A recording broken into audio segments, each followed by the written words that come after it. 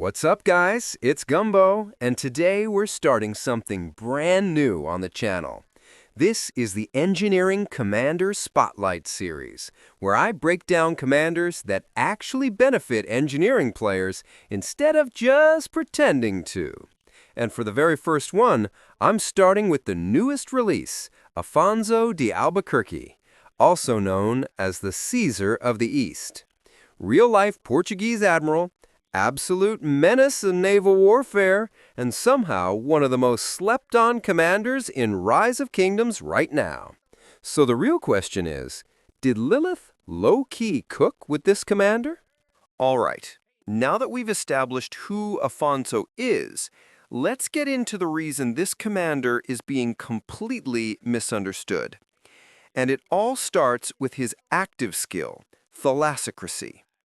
This is an AoE skill damage ability that can hit up to 3 targets at ranged. At ranged, you're looking at a damage factor of 800, and yes, it is reduced by 15% for each additional target after the first. And this is where a lot of people stop looking. They see the number, compare it to Babur, say, and move on. But here's what they're missing. When thalassocracy hits it ranged, it also reduces the enemy's damage dealt by 10% for 2 seconds. Read that again. He doesn't just deal AoE damage, he actively nerfs enemy murder balls. That is massive. That damage dealt debuff means fewer skill hits, weaker counter damage, and better trades for your entire ball, especially in tight clumps where every second matters. Now here's where it gets even better. When Afonso is at melee range, his active skill completely flips. The damage factor jumps all the way up to 1500, and instead of debuffing enemies, he buffs allies. For 2 full seconds, up to 5 allied marches take 10% less damage.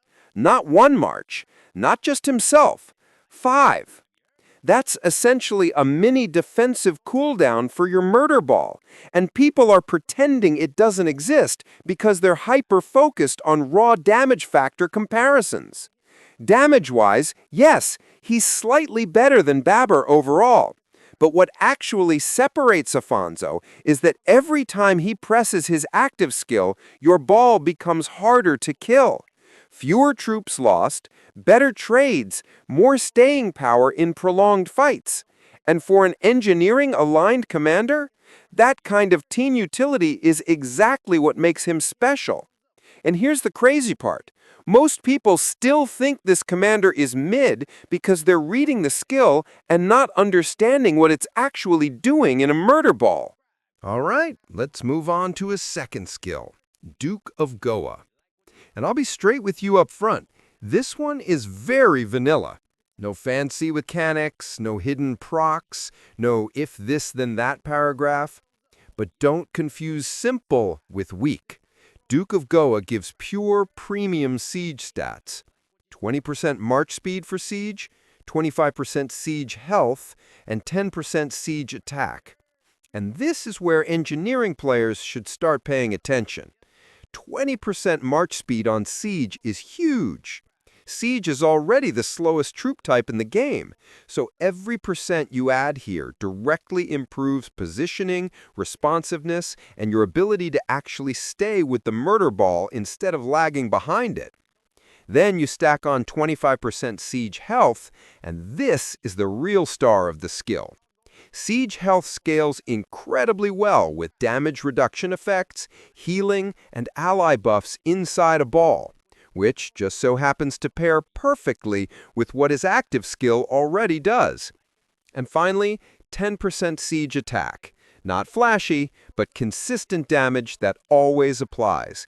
No conditions, no downtime, just raw output. This skill doesn't try to win the fight for you. It just makes your siege harder to kill, faster to reposition, and better at trading for the entire duration of the engagement. And when you combine that with his active skill, reducing enemy damage and protecting allies, this is where Afonso starts to feel less like a siege commander and more like a murder ball amplifier. Alright, now we get to the skill that really explains why this commander refuses to die in extended fights, Hormuz 6. This entire skill is about sustain and damage reduction, and once you understand how it works, it becomes absolutely disgusting in a murder ball.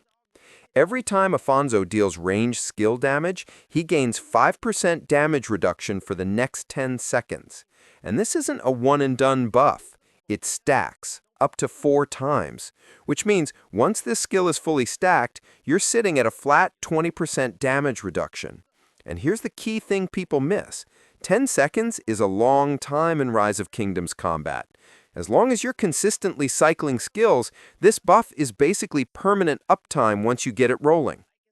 Could you speed it up with commanders like Mary, Archimedes, or Margaret? Sure, they'll help you ramp it faster. But honestly, you don't need to. It might take a little longer to fully stack at the start of a fight, but once it's up, it stays up, especially in sustained murder ball combat where skills are constantly flying.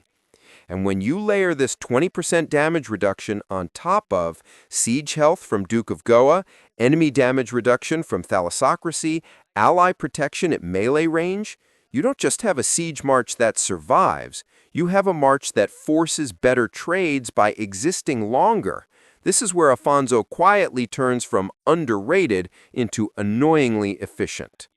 This is an instant proc skill, meaning there's no long wind-up, no setup, it just happens during combat. Mare Clawsome has a 30% chance to trigger, and when it does, one of 2 things happens. Option 1, it deals a 300 damage factor and reduces the enemy's march speed by 10% for 2 seconds. Option 2, it hits harder with a 500 damage factor and applies a 5% increased damage taken debuff to the target for 2 seconds. And here's the part that makes this skill quietly insane. This proc has a 5-second cooldown, which means multiple procs per fight, multiple slows, multiple damage amplification windows. And when you zoom out and look at the full kit, this isn't just extra damage. You've got enemy damage dealt reduction from the active skill, ally damage reduction at melee, stacking personal damage reduction from Hormuz 6, and now slows plus damage taken debuffs from Mare Clawsome. This commander isn't trying to nuke armies. He's trying to control the fight. Slower enemies struggle to reposition. Targets taking increased damage die faster. And every debuff overlaps with your murder ball's damage windows. This is exactly the kind of skill that doesn't show up in raw damage charts, but absolutely shows up in better trades and cleaner reports.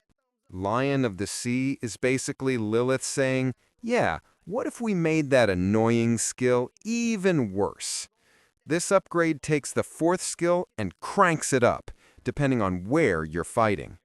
At ranged, the damage factor jumps to 400, and now enemies get slapped with a 15% march speed reduction.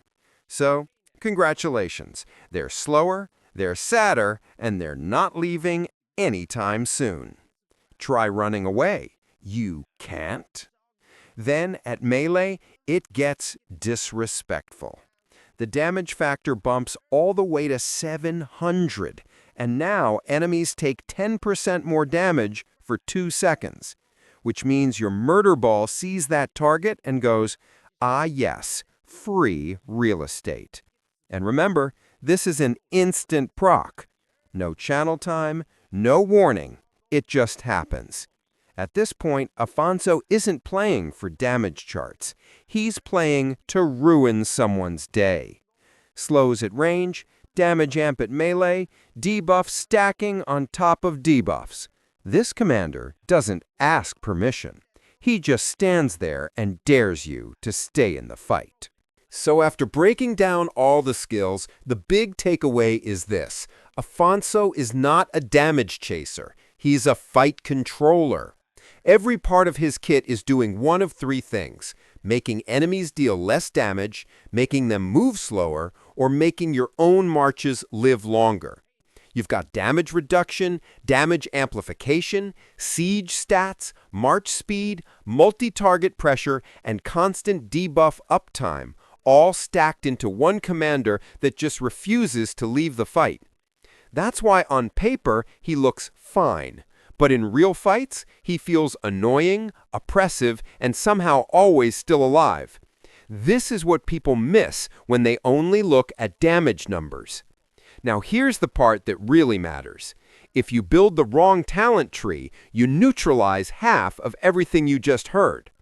But if you build him correctly, this commander suddenly feels 10 times more obnoxious than his skill descriptions suggest. So let's talk talent trees, because this is where Afonso goes from underrated to why is this march still here? All right, so you can see the talent trees on your screen right now.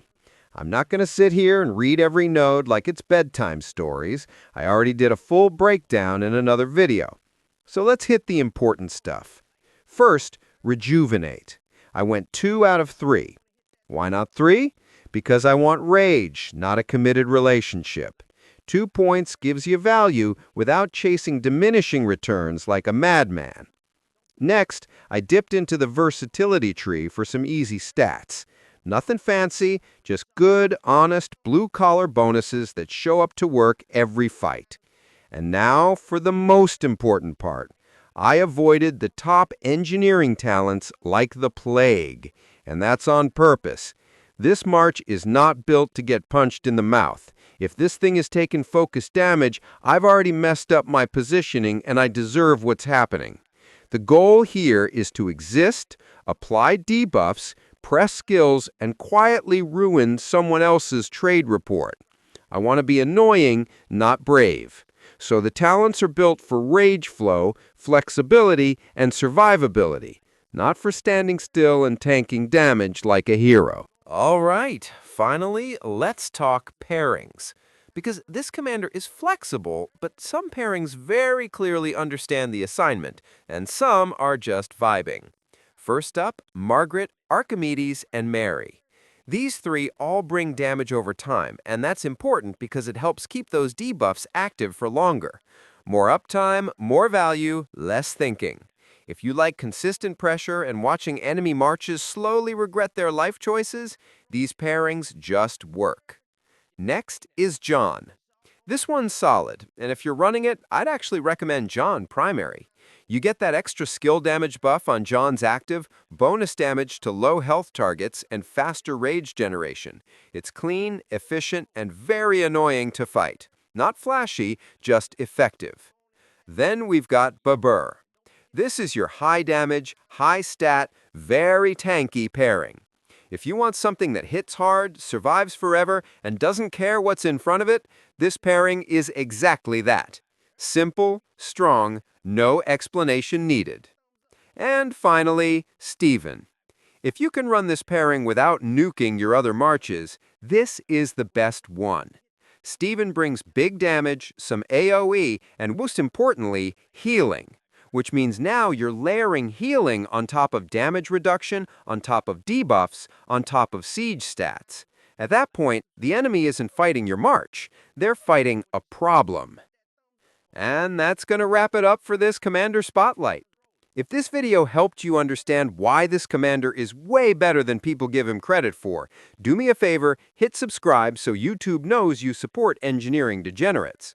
Drop a comment and tell me who you're pairing him with. Or tell me I'm wrong. Just make it funny. And if you made it all the way to the end, congrats. You officially listened better than most rally leads. I'll catch you in the next one.